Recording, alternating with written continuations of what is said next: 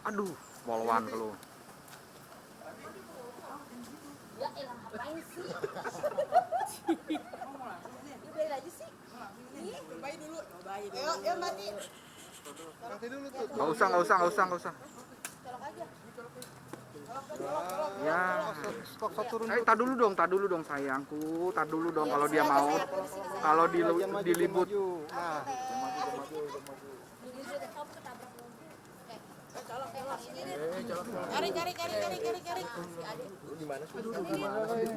Jangan itu.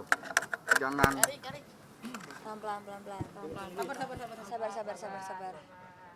Belanda udah pulang. Minggir Diana, minggir. Nama mama gue. Ini Pak. Oke, sip, yuk Bisman. gimana Kak? Oke teh, hari ini Katanya mau ngelaporin agenda apa? Jadi Assalamualaikum warahmatullahi wabarakatuh. Jadi hari ini biasanya kan sebagai lawyer, hari ini sebagai kakak kandung nih. Sekaligus prinsipal juga, pelapor juga. Jadi hari ini memang benar membuat laporan terkait memang sertifikat adanya dugaan pemalsuan, penggelapan serta melarikan juga bisa ya, melarikan sertifikat ya. Jadi intinya cerita kronologisnya adalah sejauh ini kan memang kita ketahuin bahwa almarhumah mama Mas Ayu Puspita Diana Putri, ibunda kandung kami, dari ketiga anak, cuman 2 yang hadir, 1 berhalangan hadir, kakak saya yang pertama. Jadi hari ini nih terpaksa gitu kita melakukan hal ini. Jadi waktu mama meninggal tepat 1 tahun yang lalu mama meninggal, kita anak-anaknya memang tidak fokus ke harta beliau gitu ya, karena kita sangat berduka. Memang secara Islam sih sudah dinasihati oleh Habib kalau ada waris disegera dibagikan. Cuman kita anak-anaknya punya kesibukan masing-masing, kakak saya punya kesibukan dan saya juga sama. Hingga akhirnya kita tidak fokus pada hal tersebut, malah kita fokus ya bagaimana mendoakan beliau, kita fokus untuk hal-hal yang jauh sekali dari warisan yang kita pikirkan gitu. Tapi kemarin qadarullah seperti diberi petunjuk pada saat mau 1 tahun beliau meninggal, kita kumpul di rumah beliau. Lalu mulai baru setelah 1 tahun baru kita mau bagi-bagiin baju beliau sebenarnya Dit ya. Awal mulanya saya mau bagiin barang-barangnya mungkin lebih bermanfaat untuk dibagi-bagikan ke orang sekeliling gitu. Lalu kita baru sadar ternyata posisi sertifikat yang harusnya posisi salah satu aset yaitu rumah yang di Cibubur itu ternyata tidak ada sertifikatnya di tempat yang semestinya. Kita kan bertiga ahli waris ya, jadi kita komunikasi, tahu nggak Kak gitu, terus tahu nggak kakak yang satunya nggak tahu dan nggak tahu. Ya dari situ kita mulai menyadari bahwa kehilangan sertifikat tersebut. Lalu diduga ada oknum yang menyalahgunakan sertifikat tersebut. Dan yang kita kagetnya lagi setelah kita selidiki secara kekeluargaan, sudah ada kuasa jual kuasa jual atas nama kita bertiga. Pernyataan ahli waris. Iya. Dan kita bertiga tuh nggak pernah bikin gitu. Jadi tiba-tiba sudah ada keluar akte kuasa jual dan juga akte ahli waris yang dimana kita bertiga nggak pernah ngurus, kita bertiga nggak pernah buat. Pada saat kita cari tahu lagi keberadaan sertifikat itu di mana, simpang siur, tidak ada pertanggungjawaban. Tapi ada di salah satu notaris di kabupaten. Iya, diduga. Karena ada tanda terima.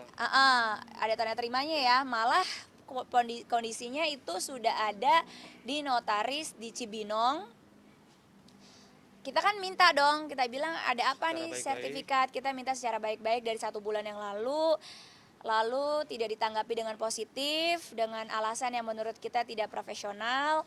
Dan yang kedua, yang kita bingung adalah kenapa ahli waris tidak mengetahui sertifikat itu sudah ada di notaris. Dan hari ini saya juga mempertanyakan apa status sertifikat itu, apakah sudah dijual beli, ataukah digadaikan oleh siapa, atau disalahgunakan untuk hal lainnya gitu. Jadi sedih sih sebenarnya Dit ya, harusnya 1 tahun almarhumah, ya kita anak-anaknya aja tidak memikirkan hal itu. Tapi kok ada oknum yang tidak bertanggung jawab, yang menyalahgunakan. Yang aku pikirin pribadi sih ngelapor ke sini, makanya pelapornya adalah kakak aku.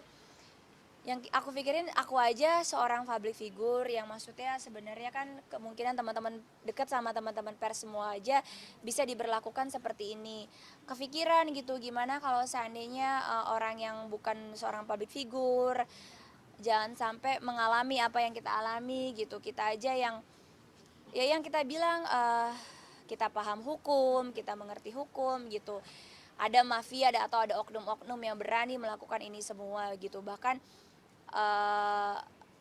ya kita minta tolong Bapak Kepolisian juga untuk menyelidiki, jangan sampai ternyata banyak korban-korban yang lain juga, sudah banyak atau akan ada lagi korban-korban yang lain. Jadi sebenarnya kita ngelaporin di sini tujuannya adalah banyak juga ya teman-teman Dan artis ada dugaan juga. ini terlibat adanya mafia tanah. Iya, kita juga khawatir aja sih, khawatir banyak teman-teman artis juga kan yang sama ngalamin hal yang sama. Kalau teman-teman artis aja banyak yang ngalamin, gimana yang di luaran sana gitu. Biar ini menjadi pembelajaran yang sangat berharga, baik juga semua institusi juga gitu ya lebih bisa memperhatikan, karena ada oknum-oknum yang memang berani sekali gitu. Saya kaget sih pada saat saya datangin salah satu notaris yang sudah mengeluarkan akte kuasa jual, lalu beliau membuat pernyataan akte itu bahwa dia berhadapan langsung dengan kita bertiga, yang dimana kita kenal sama mereka aja nggak pernah gitu. Jadi oknum-oknum notaris itu yang saya ingin ditindaklanjuti lebih tegas lagi.